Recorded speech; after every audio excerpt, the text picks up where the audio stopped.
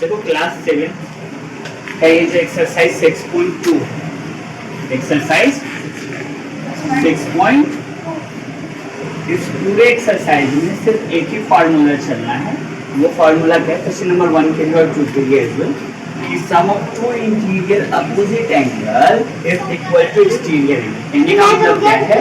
जो बाहरी कोण, जो क्या है बाहरी कोण है, उसके विपरीत जो दो एंगल होंगे उसका योग जो होगा वो बाहरी कोण के क्या होगा? बराबर है। क्लियर है? इसमें कोई डाउट तो नहीं। अब देखो, जब क्वेश्चन ऐसा कुछ मिले और आपके पास इंटीरियर एंगल दे रखा है तो सबसे पहले स्टेटमेंट लिखेंगे, sum of two interior opposite angle is equal to exterior angle. Clear है? अब आपको क्या करना है? एज पर क्वेश्चन चलना है। इंटीरियर एंगल मेरे पास कितना है? 70 + 50 इज इक्वल टू x। 70 + 50 कितना हो जाता है? 120 डिग्री। दैट मींस x का वैल्यू क्या आना चाहिए? 120। क्लियर? अब देखो नेक्स्ट क्वेश्चन का नेक्स्ट पार्ट है, वो भी एक्सटीरियर एंगल भी फाइंड आउट करना है। तो statement should be same. Interior angle तो दे रखा है, क्या क्या दे रखा है? 65 degree + 45 degree is equal to x। That means 65 + 45 कितना हो जाता है? 60 + 40। शाबाश। तो x का वैल्यू क्या आ गया? बहुत बढ़िया, नोट डाउन करो। अब देखो ये थर्ड पार्ट है। थर्ड पार्ट में देखो, ये जो एक्सटीरियर एंगल है, ये जो बाई कोण है, इसके अपोजिट है, ये बिल्कुल विपरीत है ना। दैट मींस क्या हो जाएगा? फिर से x is equal to 30 degree + 40 degree, तो x is equal to 70 degree. ठीक है, बहुत बढ़िया, शाबाश। अब देखो ये फिर बाहरी कोण है x, इसके अपोजिट है ये दोनों जो इंटीरियर एंगल हैं।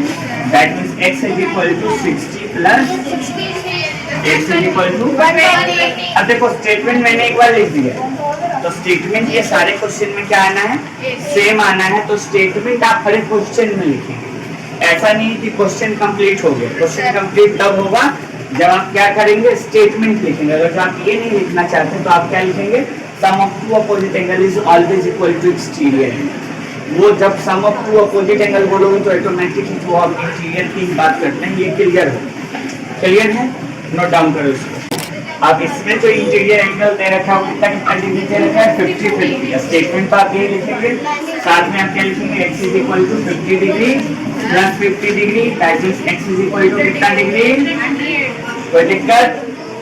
अब देखो, अब यहाँ पे ये एक्सटीरियर एंगल है, इंटीरियर एंगल ये अपोजिट वाले हैं।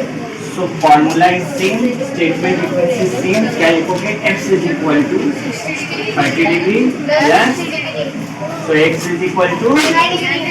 कोई दिक्कत? देखो क्वेश्चन नंबर 2 क्या कह रहा है? Find the value of the unknown interior angle x in the following figure. ठीक है, क्या कह रहा है? Find the value of the unknown interior angle of x in the following figure. अभी तक हम क्या कर रहे थे? एक्सटीरियर एंगल फाइंड आउट कर रहे थे। अब क्या फाइंड आउट करेंगे? Interior angle. अब जब इंटीरियर एंगल फाइंड आउट कर रहे हैं तो ध्यान से देखो, एक वैल्यू दे रखा है एक्सटीरियर और एक दे रखा है इंटीरियर। अभी हमने पढ़ा। अब ये देखो, ये दोनों वैल्यू जो फाइंड आउट करना है, ये क्या कौन सा एंगल वाला है? ये आपके अपोजिट एंगल है। एक्सटीरियर एंगल के रिस्पेक्ट में ये x और 50 डिग्री जो है ये क्या है? अपोजिट है। तो फिर से यही स्टेटमेंट चलेगा, sum of two interior opposite angle is equal to exterior angle. Statement तो यही, that means x + 50 degree is equal to 115 degree. Yes or no? Yes.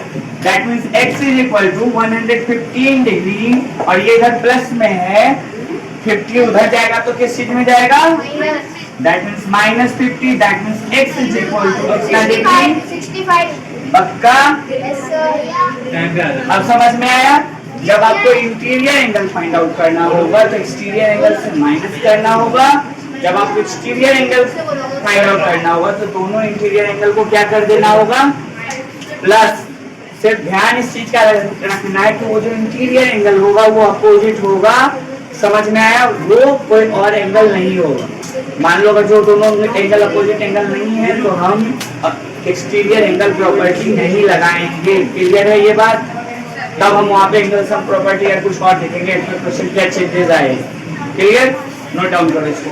देखो अब इस क्वेश्चन में ध्यान, क्वेश्चन क्या है, एक 70 डिग्री दे रखा है इंटीरियर एंगल, एक x और एक दे रखा है 110, यही दे रखा है ना।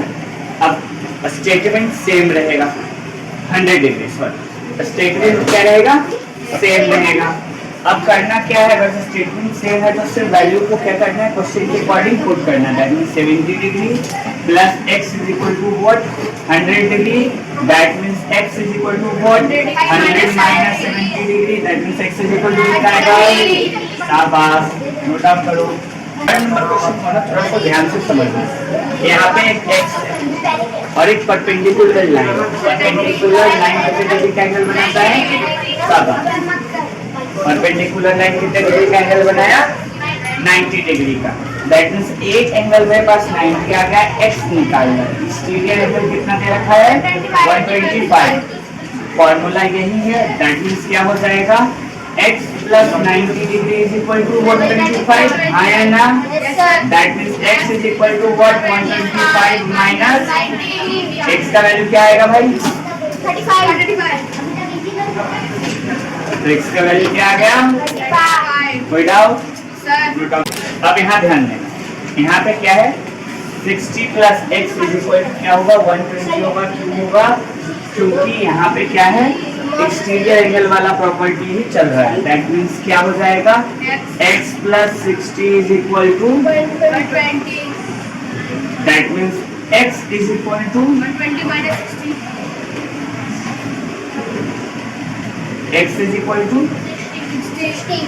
अब देखो क्वेश्चन कैसे चेंज होगा ना, ये ध्यान देना, क्वेश्चन कैसे चेंज होगा। जब आपके पास क्वेश्चन पेपर में आएगा तो इस 60 के जगह भी क्या रहेगा, x रहेगा, क्या रहेगा। अब देखो इस 60 के भी जगह क्या आ गया, अब क्वेश्चन कैसे करोगे, मुझे पता है ये जो x है ये दोनों अपोजिट एंगल ही है ना।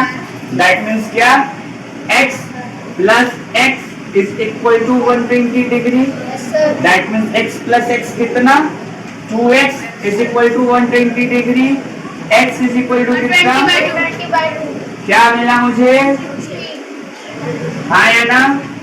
सिर्फ यहाँ पे क्या हो गया, प्रोसेस चेंज हो गया। अभी हम सब्ट्रैक्ट कर रहे थे, यहाँ पे क्या हो जाएगा, डिवाइड हो जाएगा। ध्यान रखना क्वेश्चन में ये चेंजेस आ सकता है। सर तो दोनों x और 60 है। हाँ, ये दोनों x जो है वो 60 और 60 हो जाएंगे। क्लियर है, नोट डाउन करो। सर इसमें हम आइडेंटिफाई कैसे करेंगे कि माइनस करना प्लस करना, इसमें आइडेंटिफाई कैसे करेंगे। अब तुम एक बात बताओ, फॉर्मूला क्या पढ़ रहे हो, sum of two interior opposite angle ना, तो माइनस का तो कोई झोल ही नहीं है, यहाँ तो तुम्हें आधार में अपोजिट एंगल जो है उसको प्लस ही करना है।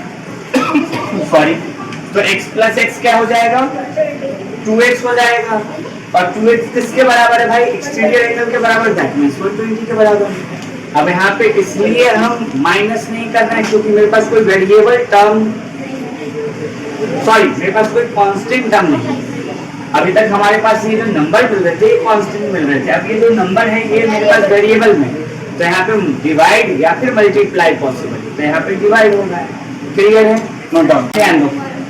अब यहाँ पे अपोजिट एंगल कौन कौन सा है, x और 30, that means x plus 30 degree is equal to क्या होना चाहिए, 80 degree, that means x is equal to, that means x is equal to बेटा 50 क्वेश्चन में ध्यान से देखना। इस बार अपोजिट एंगल कौन कौन सा है, एक ऊपर वाला वैल्यू जो एंगल पे है और इधर साइड वाले का वैल्यू दे, 30 डिग्री ऊपर वाले का नहीं दे, पर दोनों एंगल के सन के बराबर कितना डिग्री है, 75 degree, that means x plus 35 degree is equal to 75 degree, that means x is equal to 75 minus x is equal to, समझ में आ गया। आई होप सो ये एक्सरसाइज क्लियर होगा। नेक्स्ट एक्सरसाइज नेक्स्ट क्लास में करेंगे, note down.